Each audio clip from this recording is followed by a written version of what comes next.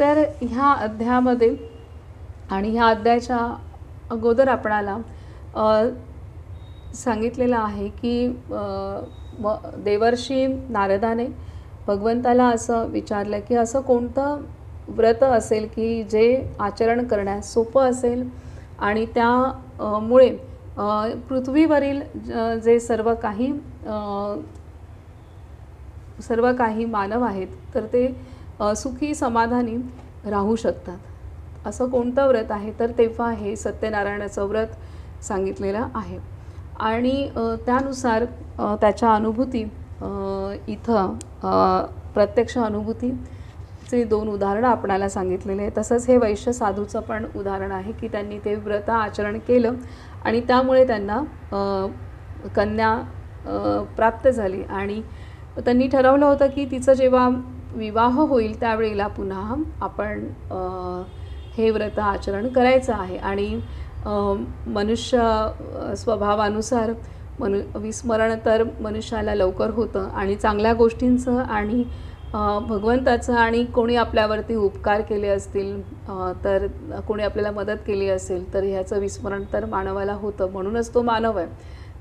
त्या प्रकारे वैश्य साधू पण विसरला आणि त्यामुळे त्यांनी आपल्या लेकीच्या कन्येच्या लग्नाच्या वेळी विवाहाच्या वेळी त्यांनी स्वतः जे ठरवलं होतं त्याचं विस्मरण झाल्यामुळे त्यांनी सत्यनारायणाच्या व्रताचं आचरण करू शकले नाहीत। तर त्यामुळे जी परिस्थिती ओढावली ती आपण पाहिली आणि तिथे त्यांच्यावरती आणि त्यांच्या जावयावरती चोरीचा आळ आला। त्यांना राजाने पकडून ठेवलं आणि त्याच दरम्यान त्यांच्या पत्नीने वैश्य साधूच्या पत्नीने जे सत्यनारायण व्रताचं अनुष्ठान केलं त्यामुळे तिथे राज्याच्या कारागृहात असलेल्या पतीची आणि जावयाची सुटका झाली आणि त्यामुळे सुखरूप सुटका झाली आणि जे काही नुकसान झालं होतं ते भरून पण राजाने त्यांना द्यावं असं श्री सत्यनारायणने स्वतः स्वप्नात येऊन राजाला सांगितलं। त्यानुसार राजाने सर्व काही आचरण केलं आणि त्यांना त्यांच्या घरी पाठवून दिलेलं आहे। पुन्हा सर्व काही भगवंताने ज्या पद्धतीने सांगितलेलं आहे ते सर्व आचरण राजाने अगदी व्यवस्थित करून त्यांना सन्मानाने आणि सर्व संपत्तीसह पाठवून दिलेलं आहे आणि परंतु इथे पुन्हा परत चूक होते की वैश्य साधूची कन्या जिने सत्यनारायणाचं व्रत केलं परंतु त्या प्रसाद न घेताच ती आपले पती भेटणार ह्या आनंदातच तो प्रसाद डावलून ती पती भेटीसाठी इथे किनाऱ्यावर येते आणि तिथे समोरच पाहते बोटीसह पती पण अदृश्य, बोटही अदृश्य, बोटीसह पती अदृश्य झालेले आहेत आणि त्यावेळेला मग हे भगवंत स्वतः आकाशवाणी करत आहेत। तर इथे तसंच बोटीमध्ये असतानासुद्धा श्री सत्यनारायण वैश्य साधूची आणि जावयाची परीक्षा घेण्यासाठी तिथं ब्राह्मणाच्या रूपात त्या बोटीत आलेत आणि त्यावेळेला काय आहे बोटीत हे विचारतायत तर ते त्यांना असत्य उत्तर देत आहेत आणि तर जे ते सांगतायत की लता वेली वगैरे असं आहेत तर त्यानुसार ब्राह्मण म्हणतायत की ठीक आहे तुम्ही असं म्हणताय तर तसंच असो तथास्तु किंवा तसंच असेल आणि तसं ते घडलेलं आहे। तर इथं महत्त्वाची गोष्ट अशी आहे की आपण जर ह्याचा सूक्ष्म विचार केला तर जे काही आपण ज्या गोष्टीसाठी जे शब्द आपण दिलेले असतात तर ते शब्द आपण आचरण करणं अत्यंत आवश्यक आहे कारण शब्दांमध्ये निर्माण करण्याची शक्ती आहे। संपूर्ण हे विश्व जे आहे हे विश्व निर्मितीचं कारणच नाद आहे। नादातून हे संपूर्ण विश्व निर्माण झालेलं आहे। ध्वनी ऊर्जेतनं हे विश्व निर्माण झालेलं आहे। अ उ म हे आदी बीज आहेत, मूलमंत्र आहे, आदी बीज आहे, त्यातनं संपूर्ण विश्व निर्माण झालेलं आहे। तर त्यामुळे आपण जे शब्द उच्चारण करतो, जे काही बोलतो त्यानुसार आचरण करणं आणि त्यानुसार करणं अत्यंत आवश्यक आहे कारण शब्द हे अत्यंत पवित्र आणि अत्यंत महत्त्वाचं खूप ऊर्जा असलेलं ऊर्जा शब्दांमध्ये सामावलेली असते. त्यामुळे शब्द एकतर जपून, सत्य वचन जपून आणि योग्य ते भाषण असणं अत्यंत आवश्यक आहे. आपल्याला जमेल त्या आणि एकदा दिलेला शब्द तो पालन करणं हे अत्यंत महत्त्वाची गोष्ट आहे. आता इथं श्री सत्यनारायणाचं व्रत केलं नाही तर इथे भगवंत नाराज होणं ही गोष्ट नाही आहे. तर आपण जे शब्द उच्चारण केलेले आहेत, आपण जे ठरवलेलं आहे त्या नियमानुसार आपण वागलो नाही, ही मुख्य चूक आहे. इथे त्या व्रत करा किंवा नाही करा त्याने भगवंताच्या स्थितीमध्ये कोणताच फरक तसा पडत नसतो. परंतु आपणाला आपण आपलंच कर्म ते आपण जे उच्चारण केलेलं आहे, आपण जे ठरवलेलं आहे आणि आपण जे करू शकतो त्याचे आपल्याला विस्मरण होतं. कारण मायेचा पडदा आपल्यावरती येत असतो आणि त्यामुळे आपण ठरवलेल्या गोष्टी आपल्याला गोष्टी प्राप्त झाल्यानंतर आपण जे ठरवलेलं असतं त्या व्रतापासून त्या आपण एक व्रतच म्हणू शकतो किंवा आपण निश्चय केलेला असतो की मी हे आचरण करणार. पण आपल्याला वस्तू प्राप्त झाल्यानंतर आपण विसरून जातो आणि आपण कृतघ्न होतो.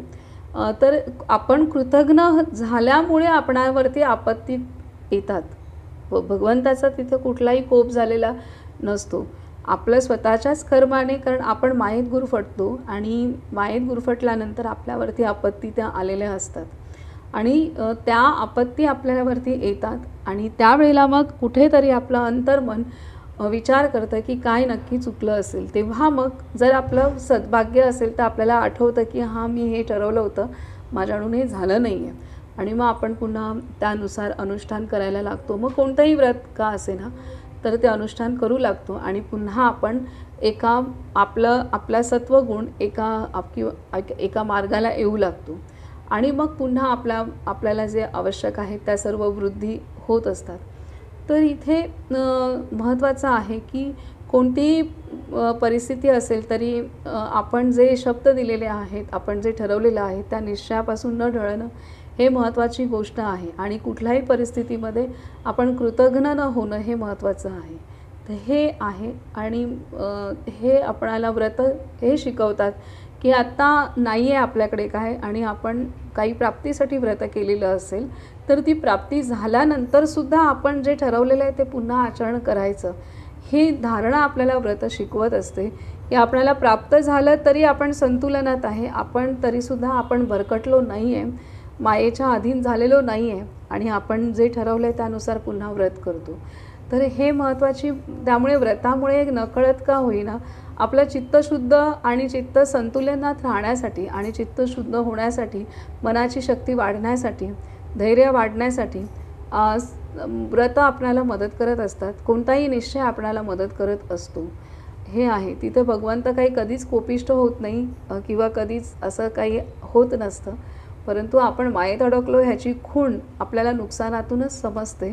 नुकसान झाल्यानंतरच आपली बुद्धी विचार करू लागते की कुठे अडलंय, काय झालेलं आहे. तर त्यामुळे आपत्ती आपल्या जीवनात येतात. आपत्ती आपल्याला जीवनात येतात तर कुठल्याही शक्तीने आपल्यावर कोप केलेला नसतो. आपलं कर्म बिघडलेलं असतं आणि ते बिघडलेलं आहे कर्म म्हणून आपत्ती येतात. आपत्ती आल्यानंतर आत्मपरीक्षण करण्याची बुद्धी आपणाला होते किंवा ती बुद्धी होणं ही सुद्धा गुरुकृपा असते. ही सुद्धा त्या व्रताची कृपा असते ज्या भगवंताची किंवा ज्या देवतेची किंवा जिथं आपण श्रद्धा ठेवलेली आहे ती आपणाला ती आठवण करून देते आत्मपरीक्षण करण्याची. तेव्हा आपल्याला आपल्या चुका जाणवतात आणि आपण पुन्हा ते करू लागतो.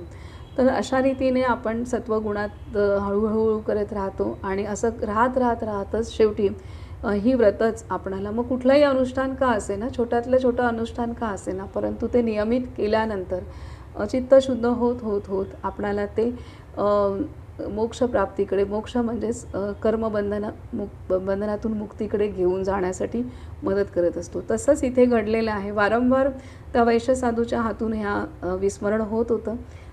असत्य भाषण पण केलं. साक्षात श्री सत्यनारायणाच्या समोरच त्यांनी सांगतायत की आतमध्ये एवढं संपत्ती आहे आणि त्या जागी त्यांनी सांगतायत की इथे लता आणि वेली वगैरे आहेत आणि आता तिथे त्यांनी स्वतःच ते उच्चारण केले लतावेली आहेत. तर भगवंतही म्हणतो ठीक आहे, तुम्ही असं म्हणताय तर ते असेल.